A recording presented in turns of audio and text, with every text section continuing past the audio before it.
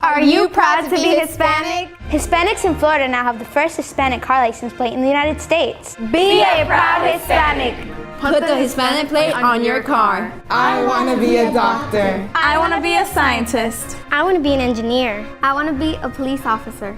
I want to be a professional dancer.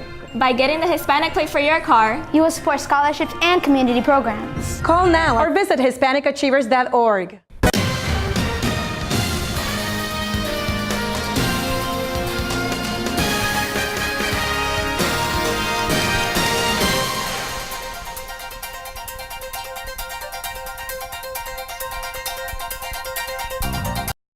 Hi, I'm Danny Ramos, and welcome to this week's edition of Hispanic Speak Out TV, brought to you every week on Bright House Cable Networks. We have a discussion group. We have liberal, we have Democrat, we have Republican, conservative, and we discuss some of the current issues that are in the news, sometimes with a Hispanic twist, because we are Hispanic Speak Out. At the conclusion of our discussion, Jose Miranda, who is the host for Hispanic Speak Out, we'll be interviewing Jose Garcia, who's running for Osceola County Sheriff, and Jimmy Torres, who's starting a new organization called the Puerto Rican Initiative, which is supposed to be an organization to help the people in Puerto Rico, and you'll see in the interview how he's going to do that. All right, guys, we've had a lot of stuff going on this week, so let's talk a little bit. Everybody can take a crack at it. Fire has been going back and forth between Cruz and Trump on the issue of the wives, okay? So there's a controversy there. Who wants to go first? Well, I mean, I've seen the photos, right? Yeah. She used to be a model, right? Yeah. New model, and so I think it was a super PAC that put the picture out, right? But Trump said Cruz really knew about it. Okay. So, but then Cruz tried to hide behind the super PAC, but I think they kind of kissed and made up now. Do you think so? How do you see it? Well, I agree with Greg. It was a super PAC. Ted Cruz has said, I believe him. It seems like Donald Trump doesn't believe, lying Ted Cruz, but I don't believe he was behind it. I believe the anti-Trump PAC was behind this. Okay. And bottom line, families, wives, children should never be involved with a political campaign. Jose? I'm split because if you modeling and it's out in public, it's a public domain, it should be goods that you can get to, as opposed to the family aspect of it. Family, children, that should be off limits in the politics season because they lie. It doesn't matter. Politicians lie. The third thing about Cruz not knowing, I find it terribly hard to understand why he doesn't know what's going on in his campaign. So I think that's a fallacy. I think he's totally aware of what's going on. Well, I'd like to address a couple of things. Number one, it's not, the super PAC is not Ted Cruz's campaign. Okay, so it's a super PAC that is anti-Trump, number one. And then going back to the photos is, it's public domain, but in a political environment, because that's what the Democrats are going to use if Donald Trump is the nominee.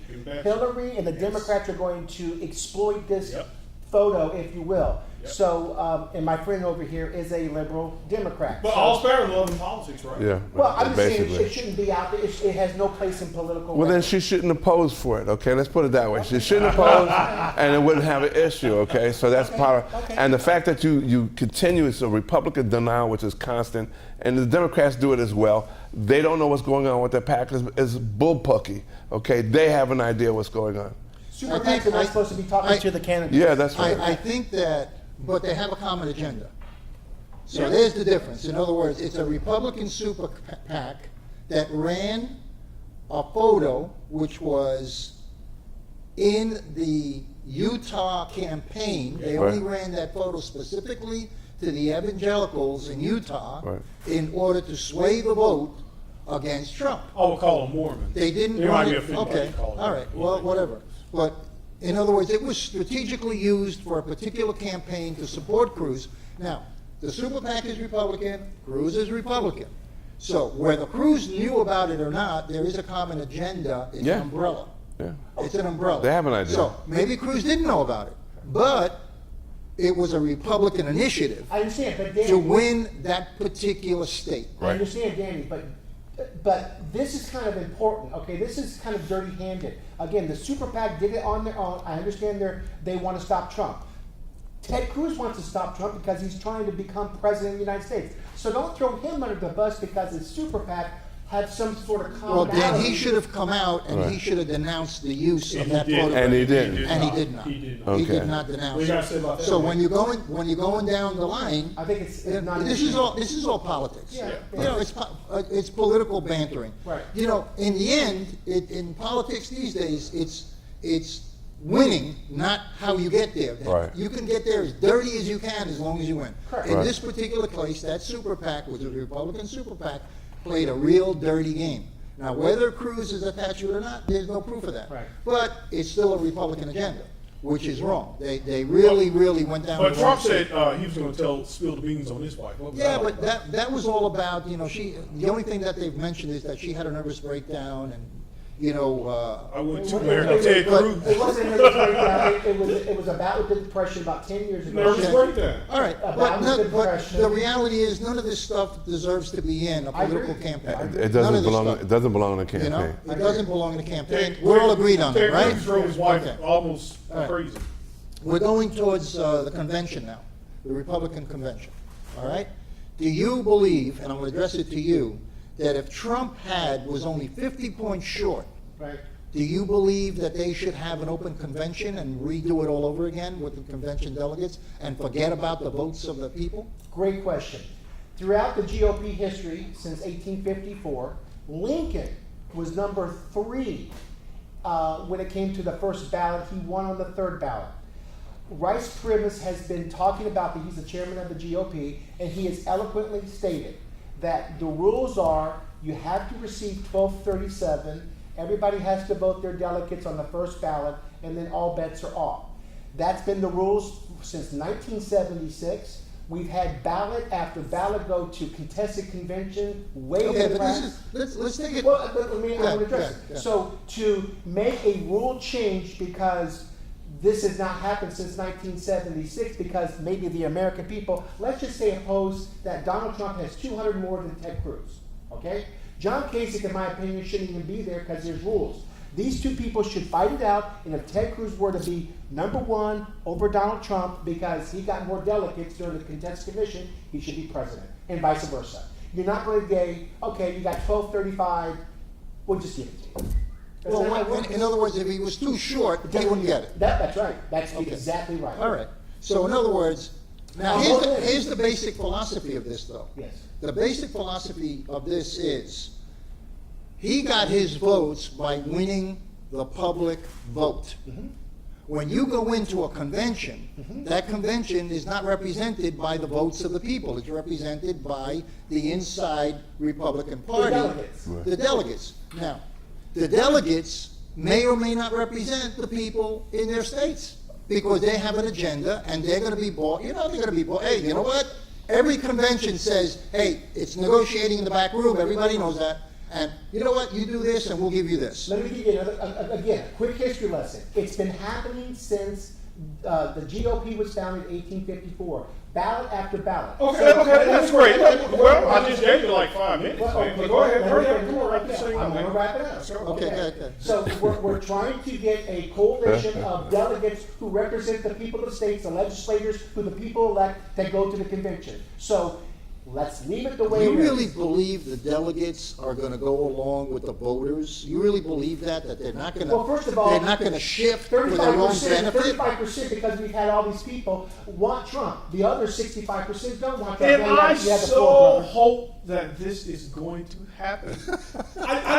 What about you, Jose? I just so hope this happens. And then Hillary just walks on in while these two are having a food fight. Right. This is Right, great, basically. man. You guys. Well, it's keep going it to be up. it's going to be great television. It's Oh, going to be great awesome. politics. I think it's gonna be If awesome. he doesn't right? get it, if he's shy and Yeah. they go to an open Cruz convention, wins. it's going to be absolutely. Well, he's already off the chain. proposed that he's going to have a riot. Right. Yeah, but He's gonna have the riots. media said, all the media said he was talking figuratively. No, Sometimes no, he no. said, You can't "Oh, take I'm gonna-" anything. No, that man. He has been having semi-riots. He's been having but- riots. Look what he okay, did in wait a second. Chicago. Let's talk about Look that. what he did in Chicago. Who goes to the Republican convention to protest and start problems. Liberals. Not Trump's people. Liberals. Trump is not going to upset his own Progressives. So you beat them up. So you beat them up. You don't go there. What you do is you Stay on. escort them out. You got progressive. You escort them out, and if they resist, then the cops come We in. don't protest. You don't beat them up. Yeah, you don't. I'm not saying you beat them Well, up. I'm in. I mean, the guy who The punched pe- that the- guy is going to get prosecuted. The There's no people, question. the people in Republican parties who protest are Now, progressive. let me ask you something. They're What about progressives. what about all the Democrats that broke windows in New York? Okay, on their march. Those weren't any Trump people. Those were Republicans. They were Democrats. They did a big march in New York. They broke car windows. They broke store windows. I'm sorry. What? They didn't beat anybody up. Was that in reference to a I don't policy? know that. What was that in reference to? Let's be honest with it. What was that in reference to? It was a march against. cops. Well, it was a combined march. It wasn't. There It was wasn't. Black Lives Matter. There wasn't there was a lot about of voting multiple rights. issues. It wasn't about voting issues that they broke those windows. What was it about then? Why did they break the windows? For police brutality. That's what All it was right. about. So there were Democrats who broke windows because of But police. they how didn't beat conveniently. people up. Okay, but what? No. In other words, it's okay. Ferguson was okay that they can burn buildings and stuff. That had No, you just nothing to switched do over. because You just That said had you nothing to do with Where the do you- issues that you were talking where about. do you draw the line on that? On, You You can on- break are not windows, but talking don't to punch people. different well, issues. what about burning buildings? Different issues. buildings. Okay, It- different. We're not talking about the the voting issue- that the issue we were is talking about the misbehavior. Republican Party The issue and is their breaking the behavior. law, breaking We would the law. know the issue was the Republican behavior. It wasn't. Okay. It was Democrats that were marching. No, And liberals. We're talking about the fights in the Oh, I rallies. thought what we were talking No. about the march in front of in New York City. No, you switched it up. Don't, No, I don't, didn't yes, switch you, it up. yes, you I did. went directly to talk about. You a three-car Monte guy. We were saying I what can tell there were that. riots happening Okay. at Donald Trump's thing. Yeah, riots are happening in Donald Trump's thing. I wouldn't call them riots. I'd call them, occurrences, because a riot would be everybody.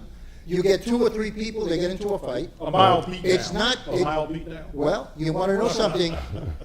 It worked both ways because Where? there was a woman who got punched by In the Democratic- in a Trump thing. She got punched.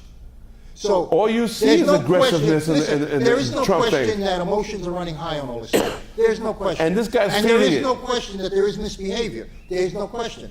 But you can't go into a Trump rally, Right. upset the rally, and expect no consequences. People are people. You They're could be emotions. escorted out. That's what they have the police there for. And that's why they put those 4 or 5 police well, officers. Right, you can have Bill under- escorted out right now. You can have Bill escorted The out. same police that brutality, Yeah, okay, let's take it one more step. Okay, it's okay to block the highways. Okay, for the people going, it's a protest. Civil Is that- disobedience. but that's okay. They've done Well, it. you're not They've done it in against the Chicago. law. They've done it in New York. They've done it in It's California. against the law. Okay. And you know what? Ambulances couldn't get through. Police cars couldn't get through. And I'm sure there were thousands of people and needing it was cops a at that moment. Democratic So it's like a protest Christie-gate, right? against Trump. So Right. it's okay. Okay, it was It's okay Christie-gate. for the Democrats to block highways, public highways. How do you to know the obstruct- Democrats again? Here you Because go they again. said it. They admitted it. They said it. Okay. They said it. All right. Listen, we're out of time, guys. You're going to have Jose Miranda now interviewing candidate Joe Garcia for sheriff, and we have another interview with Jimmy Torres, who's starting an organization to help Puerto Rico. We're going to take a little break right now. Thank you, guys. Good discussion. Should be longer. We're going to change it. We're going to make it much longer from now on so that we can juice it up. Be right back. I am for the child who's had 7 addresses in a single year because she's in foster care, because her father abused her, and her mother couldn't believe her. She is the child I am for. I am a volunteer child advocate. I am you. Florida residents call toll-free 866-341-1425. Hi, I'm Jose Miranda. This is Hispanic Speak Out TV, brought to you each week on Bright House Channel 49, starting at 9:30 p.m. Of course, we're preceded and with EDU TV, with Greg Perkins, host, and Latino Role Models, which immediately follows us. So please stay tuned to some great programming. We talk politics here, of course, and we talk about our culture. We talk about the things that affect us, even those things that are far away as Washington or the Middle East or locally, just around the corner. I'm being joined tonight, and I have the privilege of being joined tonight by Jimmy Torres Velez, who is with the Puerto Rican Action Initiative. Good evening. How are you? How are you, Jose? Thank you for having me. Thank you for coming. The initiative is about Puerto Rico and about the things that are going on in the island and how it affects us and how we're going to seek change. Is that how? Tell me a little bit about the organization. Well, Puerto Rican Action Initiative is the result of a group of people, concerned citizens, Puerto Ricans especially, but Latinos, that are looking into the development of and the inclusion of the Puerto Rican community in the political arena and the corporations here. So we saw a need of creating an organization that will organize people into action. So that's why the action word is in the name of the organization. Okay. So I think we have enough organizations in the area that deal with the culture, deal with other things, but we need to organize our actions. So we're not talking specifically about the island or trying to help the island.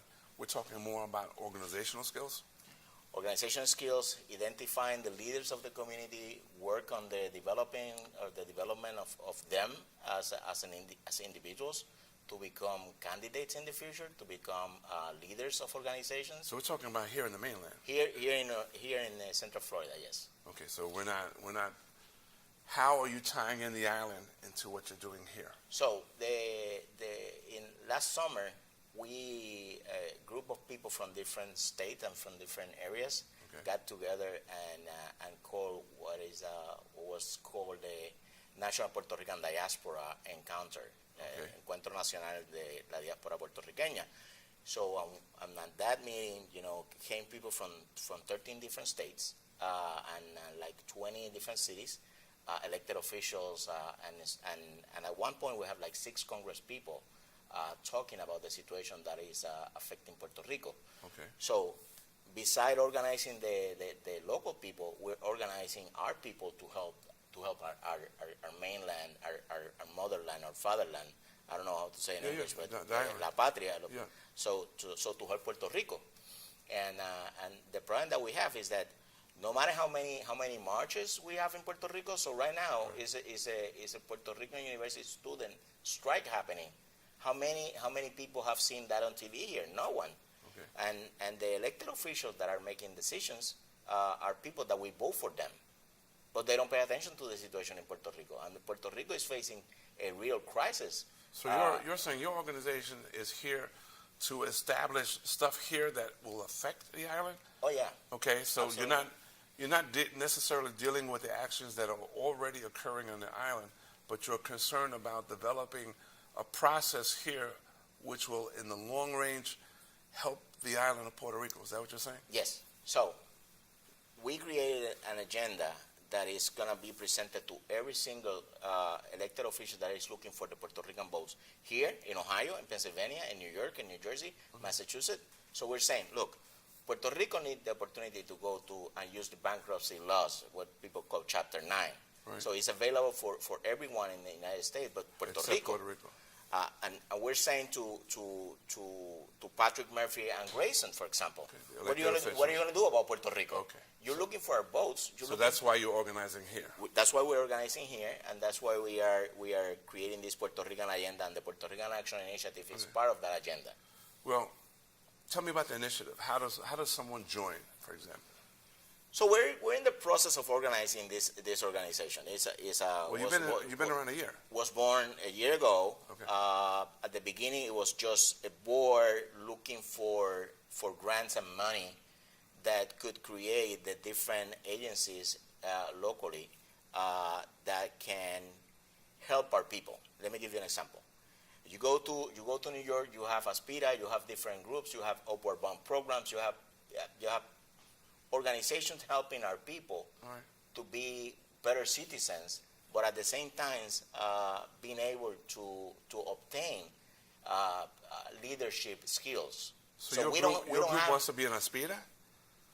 We want to have an upward bound program here, not run by the state, not run by the government, but run by a private entity. Well, it's not private entity if you're seeking government funds. No, we're not. But that's why we created a board. We're not seeking government funds only.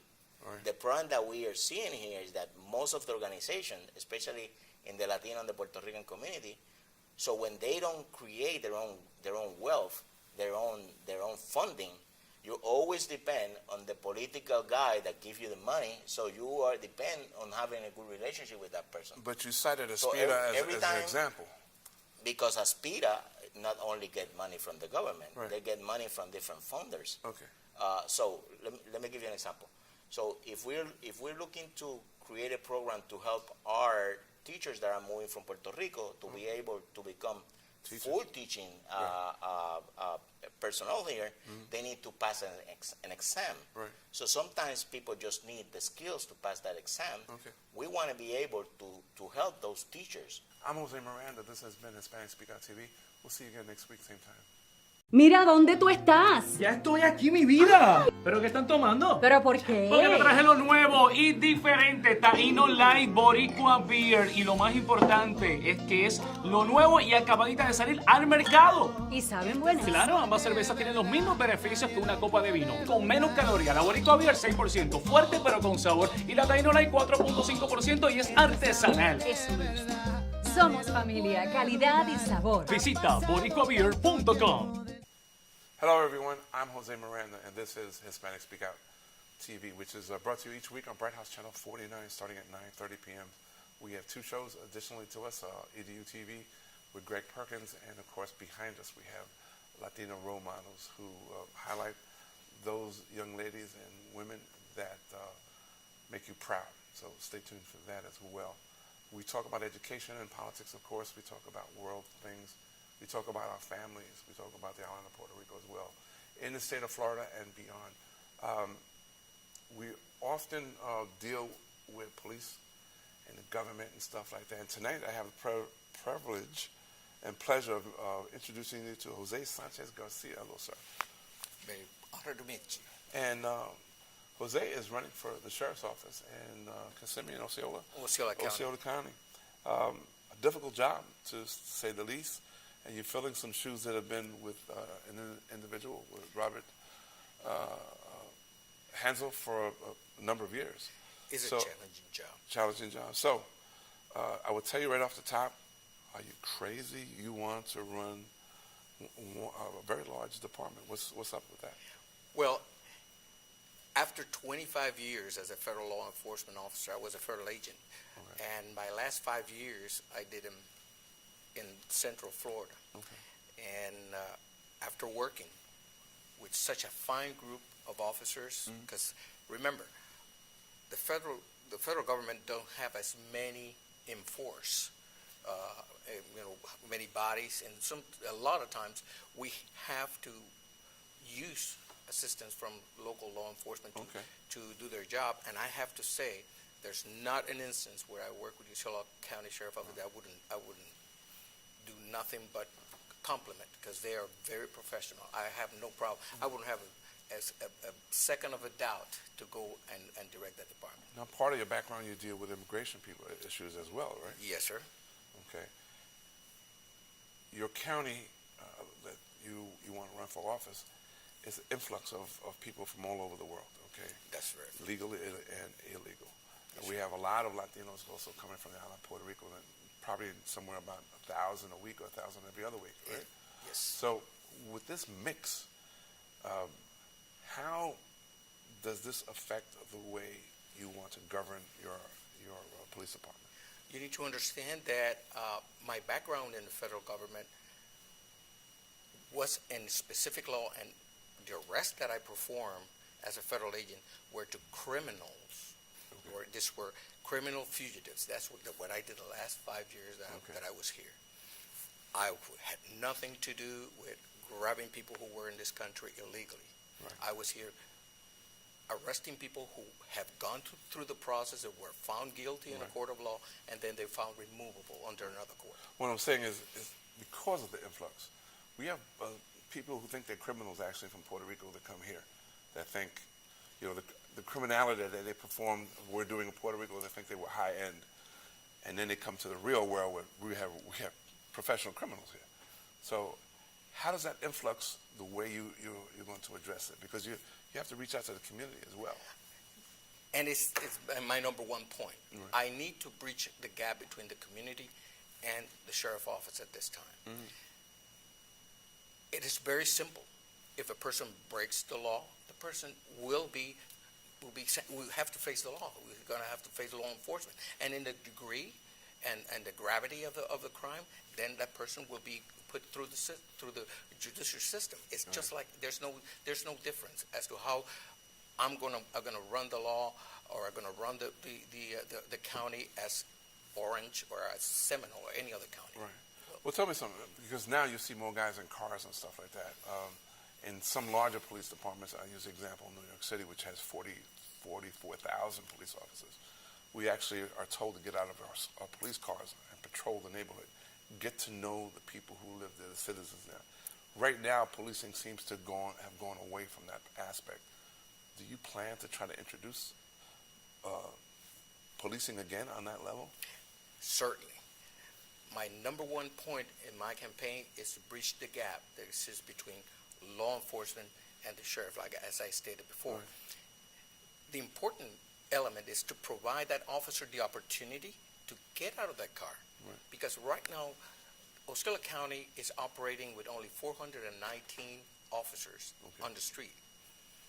And counting that this county, the Osceola County had 180,000 people in the year 2010, and now at the closing of the year 2015, in 5 years, that population went from 180,000 to 310,000. It is necessary to increase the size of that of the sheriff office. The problem that we are confronting now is that most officers come into duty and they go from one call to another call to another call because there are not enough officers to cover, and that keeps them from that contact they have to have with the community. But let's go one further, because I think it goes back to a lot of training too. I think the fact that we have so many individualized schools, we don't have an opportunity to really train an officer. And I think it's important that the individual training. Our officers do not look like they're trained well. So how do you, as a chief, how do you gap that? As a sheriff, it is very important to me to bring a new culture to the department. Officers have to become aware that Osceola County is made out of people from every country in the world. They need to understand that it is very likely that 7 out of 10 stops that they pull on the side of the road will be somebody who speaks Spanish. So I need to bring elements of that. I need to bring Spanish for law enforcement officers. I need to bring this intercultural communication that is very important. Because right now we're not anymore in this palette where colors and cultures were there. We're now in a salad that we're all mixed. And the dressing of that mix is law enforcement. We are the one that's going to have to keep that community bonded together, following one rule. We got about a minute left. I want you to look out there and tell our audience, your constituents, the people that you're going to police, why you should be the man behind the seat. Well, more than that, the message I would like to bring is the message that this elections coming up are going to be of key importance. Votes is going to be decided by mainly people from another culture. We need to go out there and participate. We need to go out and be part of this process, electing the people who we think are better qualified for the job. We need to put our best effort forward and don't turn our back to the process. We need to participate so we know that the person that we really want in government are the people in charge. Jose, thank you very much for taking time. It's been my honor. Thank you very much. It's important to get out and vote. Make sure you exercise your rights. You can't make changes unless you participate. I'm Jose Miranda. This has been Hispanic Speak Out TV. We'll see you again next week, same time.